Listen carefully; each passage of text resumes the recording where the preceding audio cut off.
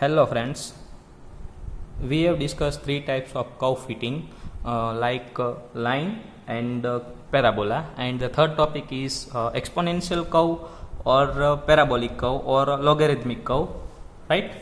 Okay, in exponential curve the equations are like y a e raised to bx, y a b raised to x, y a x raised to b, like these types of equation are in exponential curve or logarithmic curve, right? Okay, let's see one example that if I have exponential curve like y is equal to a b raised to x, એટલે આપણી પાસે એક curve છે y equal to a into b raised to x, right? Okay, fit the curve, આ ટાઈપનો question હશે કે fit the curve for following data of this, right? Okay, તો આ ટાઈપનું જ્યારે ઇક્વેશન આવે મીન્સ કે રેસ ટુ કોઈ પાવર આવે ત્યારે કમ્પલસરી લોગેરિથમિક પ્રોસેસ કરવાની છે. ઓકે, તો બંને સાઈડ લોગ લેતા taking logarithmic both side, okay, એટલું ડિસ્ક્રાઇબ કરવાનું છે, રાઈટ? એટલે આના પરથી તમને શું ડિસાઇડ થશે કે બંને સાઈડ લોગ લ્યો એટલે લોગ વાય, ઓકે, લોગ ગો વાય, પછી log a into b raise to x એટલે મલ્ટિપ્લિકેશન રૂલ છે, તો મલ્ટિપ્લિકેશન રૂલમાં લોગ એ બી હોય તો શું થઈ જશે, મલ્ટિપ્લિકેશન હોય તો એડિશન થઈ જશે લોગ એ પ્લસ લોગ બી. ઓકે, સપોઝ ડિવિઝન હોય તો સબસ્ટ્રેક્શન થઈ જશે, એ બાય બી છે તો શું થઈ જાય, લોગ એ માઇનસ લોગ બી. પછી પાવરવાળો રૂલ છે કે લોગ 2⁻³ છે તો આનો આન્સર તમે એમ લખ્યું કે 3 પાવર આગળ આવી જશે, લોગ 3 લોગ 2, બરાબર છે?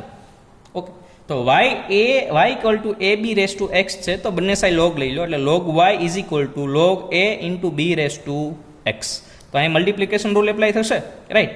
તો લોગ એ પછી મલ્ટિપ્લિકેશન છે એટલે plus log b raise to x. હવે પાવરવાળો પાવર આગળ આવી જશે, રાઈટ? તો પાવર અહીંયા આવી ગઈ એટલે લોગ એક્સ લોગ બી. એટલે આ એક ઇક્વેશન બની ગયું છે જેને આપણે y is equal to a plus b એક્સના ફોર્મમાં કન્વર્ટ કરવાનું છે, રાઈટ? તો આ જે ઇક્વેશન છે એને y is equal to a plus b એક્સના ફોર્મમાં કન્વર્ટ કરશો તમે તો log y equal to a plus x into b એટલે બી એક્સ.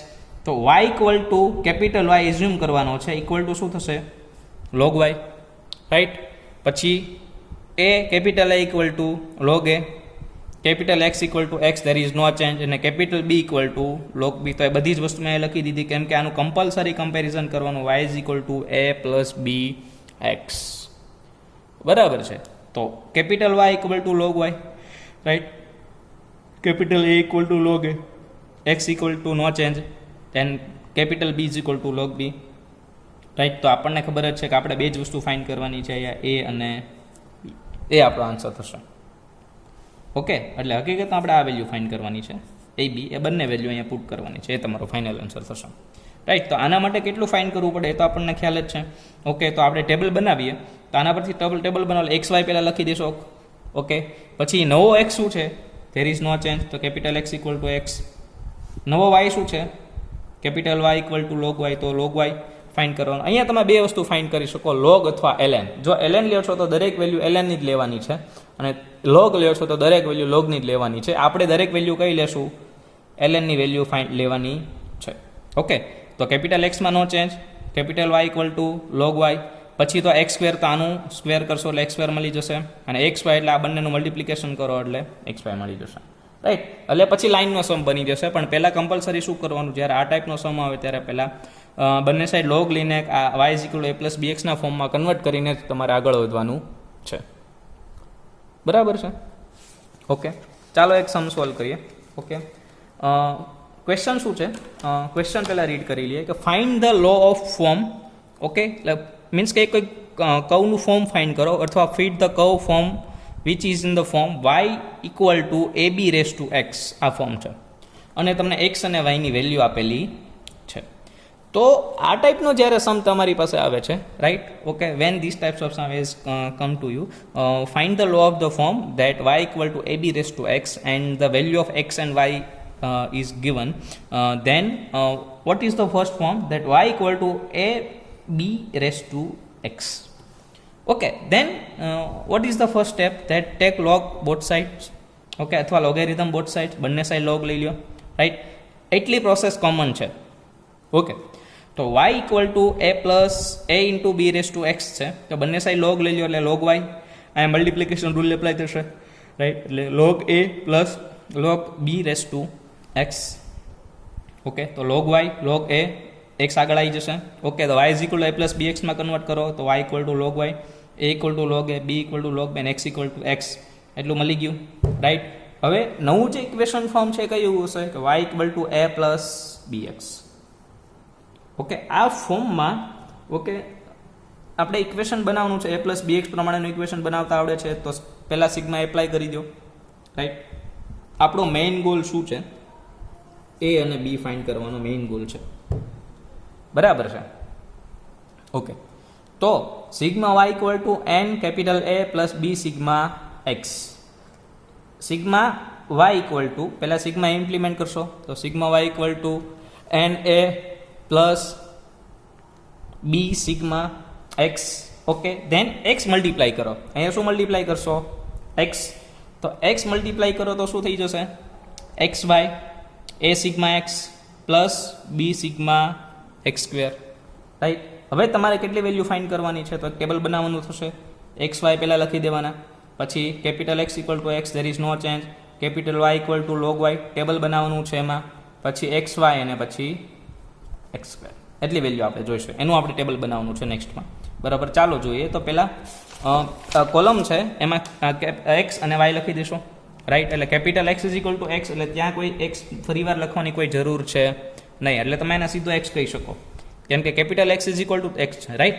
પછી વાય, ઓકે, પછી y equal to log Y.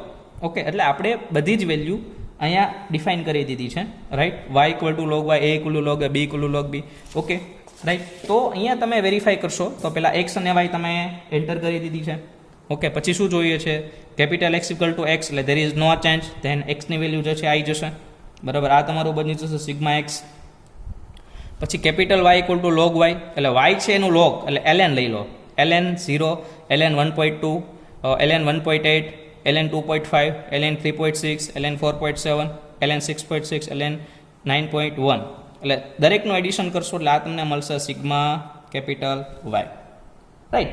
X અને વાય મળી ગયું, પછી કોઈ લાંબી પ્રોસેસ નથી. પછી શું ફાઇન્ડ કરવાનું છે? એક્સ સ્ક્વેર, કેમ કે ઇક્વેશન માટે જોઈએ છે. તો આ કેપિટલ એક્સનો સ્ક્વેર કરવાનો છે તમારે અહીંયા.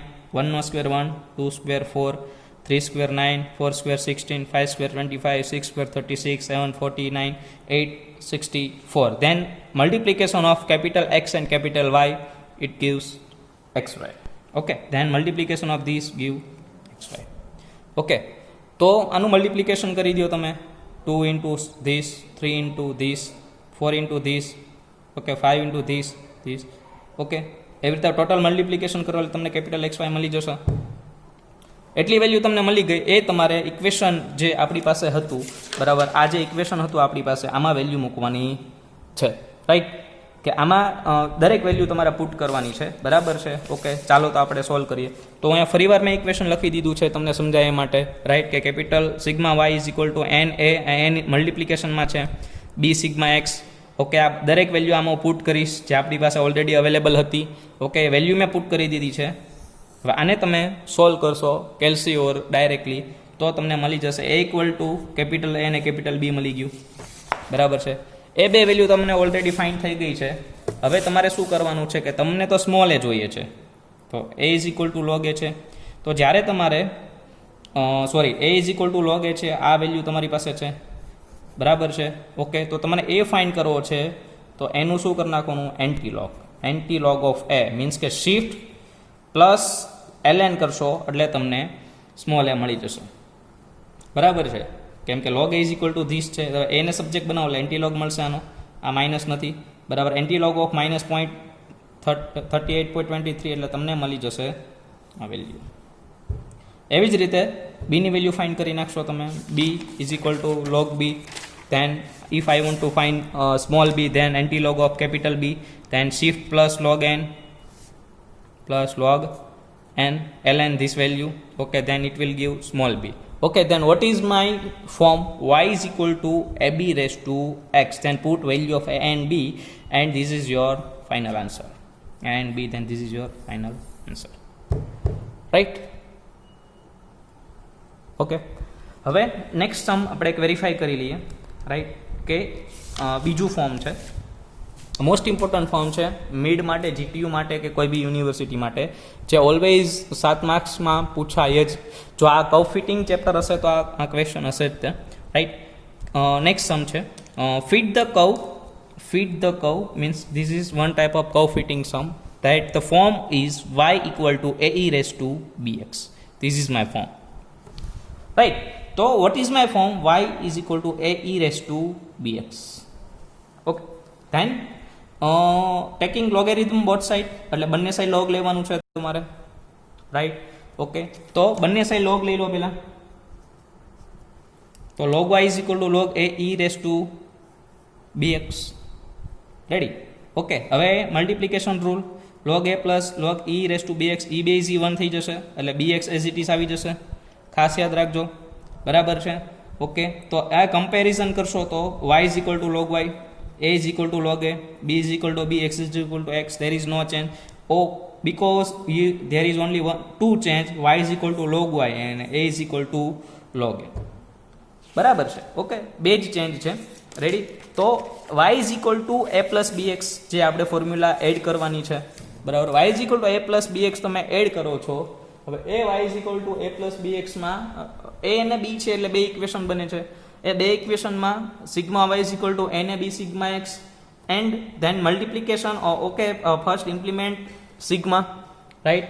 ઓકે, તો sigma y is equal to a અને b sigma x, just implement sigma, then multiplication of x, then it will second equation. Okay, then xy a sigma x plus b sigma x square. Then first put x and y. Okay, then put x is equal to capital X is equal to x and capital Y is equal to log y. Okay, put this value. Okay, then there is no change in x. See, there is no change in x. Y is equal to log y. Then ln 115, ln 165, ln 95, ln 85, ln 80, then it will give you this value. Okay, then find x square. Then 1 square 1, 3 square 9, 5 square 25, 7 square 49, 9 square 81. Okay, then multiplication of this, it will give capital X square. Okay, and this is your summation of all value of x and y. Okay, then put these all values in this equation. Okay, right. Okay, then I will repeat this equation. Sigma y is equal to na. Okay, all this value will be put from this from below table, from above table. Then the value will be then this will be two equation, and by solving this equation, okay, we will get a and b. But here there is no change in b, but there is only change in a. What is change in a? Okay, that there is only change in a equal to log a. Then anti-log of this value, okay, anti-log of this value, cos log a is equal to this. Then if I want to find a, then I will take anti-log, log inverse.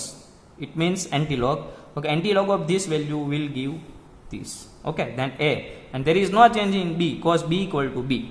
So I already taken b as it was find. Then I will put this value in my equation, a e raised to bx. Then y is equal to a e raised to bx. Then this is my answer. Here is this is x, not this is b, right? Okay. Okay, here the chapter of curve fitting is end of the chapter, right? Okay, there is no another method. We have already defined three method. For one method is for line, then for parabola, then for exponential or logarithmic curve. Okay, here there are three types of curves are there in curve fitting chapter. Okay, then please verify all these methods properly and calculate its sum. I will send you one PDF format within two days before MST exams. I already defined syllabus there is regression, correlation, coefficients, then mean, mode, median. Okay, and then this chapter curve fitting. Okay, prepare properly all sums and verify your accuracy, which is give you good marks in MST exams. Okay, thank you.